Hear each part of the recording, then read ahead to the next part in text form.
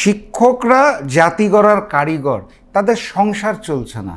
এই দাবি সম্পূর্ণ যৌক্তিক এবং অন্তর্বর্তী সরকারের দ্রুততম সময়ের মধ্যে এই দাবি মেনে নেওয়া প্রয়োজন। শেখ হাসিনা বাংলাদেশকে এমন একটা বাংলাদেশ বানিয়ে দিয়ে গেছে যেখানে আপনার প্রতি মাসে চলাচল করার জন্য, বসবাস করার জন্য, 3 বেলা খাওয়ার জন্য যেই পরিমাণ অর্থ দরকার সেটা লিভিং স্টাইলে অনেক এক্সপেন্সিভ হয়ে গেছে। শিক্ষকরা জাতি গড়ার কারিগর, তাদের সংসার চলছে না।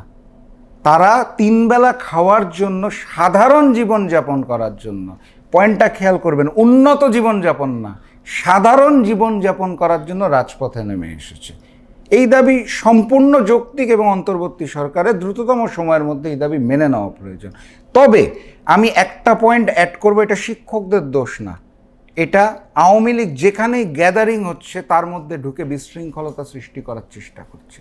যেখানেই আপনি কোনো কিছু নিয়ে নামবেন তার মধ্যে আওয়ামী লীগ ঢুকে সেই আন্দোলনটাকে প্রশ্নবিদ্ধ করার চেষ্টা করছে এবং অন্তর্বর্তী সরকারের সাথে গোলমাল লাগানোর চেষ্টা করছে।